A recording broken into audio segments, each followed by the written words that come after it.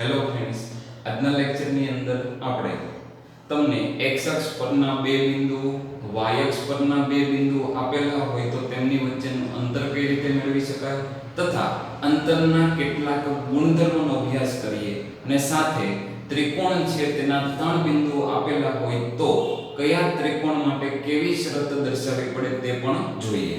તો જોઈએ કે સૌથી પહેલું a અને b બિંદુના યામ કે a અને b બંનેનો x યામ તમને ખબર છે, y યામ બંને માટે 0 હોય તો a અને b બિંદુ વચ્ચેનું અંતર ab લખાય અથવા તો જો ક્યારેક આવી રીતે પણ લખેલું હોય da, b, d એટલે કે distance between a and b એટલે કે a અને b બિંદુ વચ્ચેનું અંતર મેળવો.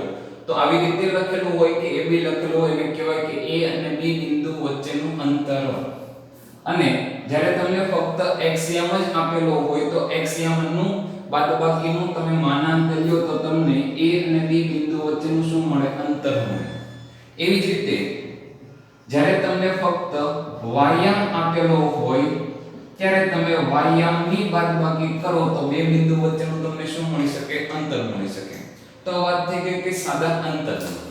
બીજું યાદ રાખીએ કે અંતર કોઈ પણ બે બિંદુ વચ્ચેનું અંતર એ શું હોઈ શકે? તો કે greater than or equal to 0 જ હોય. શું કામ greater than or equal to 0 લખ્યું? તો કે અંતર ઋણ હોઈ શકે નહીં. બીજો શબ્દ યાદ રાખો કે અંતર ક્યારેય તે અનઋણ હોતું નથી. અંતર અનઋણ હોઈ શકે નહીં. શું કામ અહીં આગળ 0 થાય? તો કે જો a અને b બિંદુ વચ્ચેનું અંતર 0 થાય એવું ક્યારે શક્ય બને? જો બંને બિંદુ સરખા જ હોય. એટલે કે મેં a એટલે 2,3 કીધું અને b એટલે પણ 2,3 જ કીધું હોય તો a અને b બિંદુ વચ્ચેનું અંતર મને શું મળશે? 0. એટલે કે a અને b બિંદુ વચ્ચેનું અંતર 0 થવાની શરત શું? તો કે બંને બિંદુના x યામ અને બંને બિંદુના y યામ સરખા હોવા જોઈએ. બીજું કે હંમેશા અંતર a અને b ગ્રેટર ધેન 0 ક્યારે આવશે?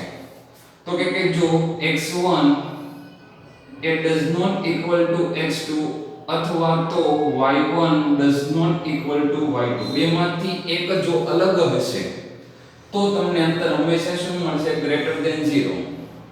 હવે માની લઈએ કે તમને ત્રણ બિંદુની વાત કરેલી છે a b અને c માં b એ a અને c ની વચ્ચે હોય, a અને c ની ક્યાં હોય? વચ્ચે હોય. આવું તમને કીધેલું હોય. વચ્ચે હોયનો અર્થ થાય કે a અને c છેડા ઉપર છે અને કોઈ પણ જગ્યાએ વચ્ચે શું રહેલું છે? b. એક્ઝેક્ટ વચ્ચેની આપણે વાત કરતા નથી. a અને c ની વચ્ચે એટલે કે કોઈ પણ સ્થાન ઉપર હોય. મધ્ય બિંદુ એવો આપણે શબ્દ ઉપયોગમાં લીધો નથી. તો અહીંયા આગળ તમે જોઈ શકો કે મારે AC અંતર મેળવવું હોય તો શું કરવું પડે? તો કે AB અને BC અંતરનો સરવાળો કરો. તમને ત્રણ બિંદુ આપ્યા હોય અને જો તમારે સમરેખ બતાવવાનું હોય, કેવું બતાવવાનું હોય? સમરેખ. આ પણ ખાસ આપણે માટે અગત્યનું છે, ધ્યાન રાખજો કે તમને ત્રણ બિંદુઓ સમરેખ કીધા હોય અને સમરેખ છે એવું દર્શાવવા માટે શું દર્શાવવું પડે? તો કે કોઈ પણ બે અંતરનો સરવાળો એ ત્રીજા અંતર જેટલો થાય તો AB અને C સમરેખ કહી શકાય. એટલે કે AC બરાબર AB plus BC. કદાચ C વચ્ચે હોય અને B છેડા ઉપર હોય તો શું મળે? AC plus BC. AC plus BC બરાબર શું મળે? AB, કારણ કે B આપણે છેડા ઉપરની વાત કરી. તો કોઈ પણ રીતે બે અંતરનો સરવાળો જ્યારે ત્રીજા અંતર જેટલો થાય ત્યારે આપેલા ત્રણ બિંદુ હંમેશા શું હોય? સમરેખ હોય તેમ કહી શકાય. જો તમને AB અને BC બંને સરખા મળ્યા હોય તથા AC બરાબર શું થતું હોય? AB plus BC થતું હોય.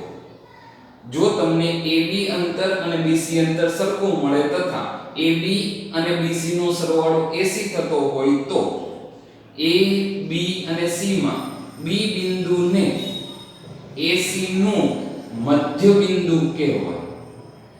એટલે કે મધ્ય બિંદુ છે એવું ક્યારે નક્કી કરી શકાય? તો કે બે અંતરનો સરવાળો, એક જ રેખા પરના બે બિંદુ હોય, બે બિંદુના અંતરો સરખા હોય એટલે કે AB અને BC અંતર સરખા હોય તથા AC બરાબર શું થતું હોય? AB plus BC થતું હોય તો B ને શું કહેવાય? AC નું મધ્ય બિંદુ કહી શકાય. મધ્ય બિંદુ માટેની જે એક અન્ય શરત પણ આવશે જે આપણે 7.2 અંતર્ગત જોઈશું. હવે આપણે આગળ વધીએ કે આપણે ત્રિકોણ વિશેની થોડીક વાતો કરવી છે. તો કે ત્રિકોણ ABC ની અંદર ત્રણ બિંદુઓ છે A B અને C ના યામ હોય એની અંદર જો મને આવું મળે AB² + BC² = AC² થાય તો તરત તમે કહેશો કે આ તો કંઈક કાટકોણ ત્રિકોણની શરત આવી છે એની અંતર્ગત ખૂણો B 90 થશે એટલે કે આ કાટકોણ ત્રિકોણ થવાની સંભાવના બતાવે. બીજું કે જો બે બાજુના વર્ગનો સરવાળો એ ત્રીજી બાજુ કરતા કેવો હોય વધારે હોય, બે બાજુના વર્ગનો સરવાળો એ ત્રીજી બાજુના વર્ગ કરતા કેવો હોય વધારે હોય તો એને કહેવાય છે ગુરુકોણ ત્રિકોણ. એટલે કે એને કહેવાય લઘુકોણ ત્રિકોણ. બે બાજુના વર્ગનો સરવાળો ત્રીજી બાજુના વર્ગ કરતા કેવો હોય વધારે હોય તો તમને શું મળશે? લઘુકોણ ત્રિકોણ. અને જો બે બાજુના વર્ગનો સરવાળો ત્રીજી બાજુના વર્ગ કરતા કેવો રહેશે? ઓછો રહેશે. ત્રીજી બાજુના વર્ગ કરતા કેવો રહેશે? તો કે ઓછો રહેશે. તો તમને ઈ જે ત્રિકોણ મળે એને કેવો ત્રિકોણ કહેવાય? ગુરુકોણ ત્રિકોણ કહેવાય. તો વાત થઈ ગઈ કે ત્રિકોણ ABC લઘુકોણ હોય, કાટકોણ હોય અથવા તો ગુરુકોણ હોય. હવે વાત કરીએ કે તમને એવું દર્શાવવાનું કીધું હોય કે તે કેવા ત્રિકોણો હોય તો કે સમબાજુ ત્રિકોણ માટે શું બતાવવું પડે તો કે ત્રણેય બાજુના અંતર સમાન બતાવવું પડે. એટલે કે AB BC અને AC સરખા હોય તો એને કેવો ત્રિકોણ કહેવાય? સમબાજુ ત્રિકોણના શિરોબિંદુઓ છે તેમ કહેવાય. બીજું સમદ્વિબાજુ ત્રિકોણ બતાવવો હોય તો AB અને BC સરખા હશે અને AC કેવો હશે? ભિન્ન. જો ફક્ત બે બાજુ સરખી મળે અને એક બાજુ અલગ મળે તો એને સમદ્વિબાજુ ત્રિકોણ કહેવાય.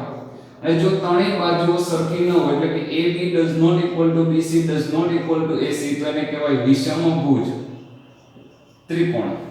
અહીં આગળ કેવો ત્રિકોણ આવશે? બે બાજુ સરખી હોય તો સમદ્વિબાજુ.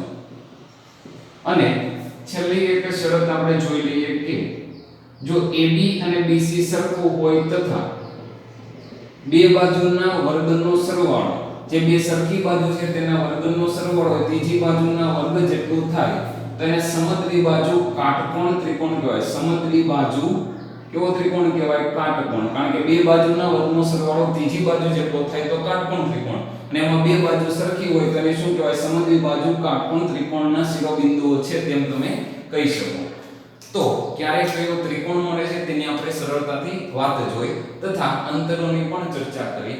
હવે આપણે દાખલાઓ તરફ જઈશું. જય હિન્દ, જય ભારત.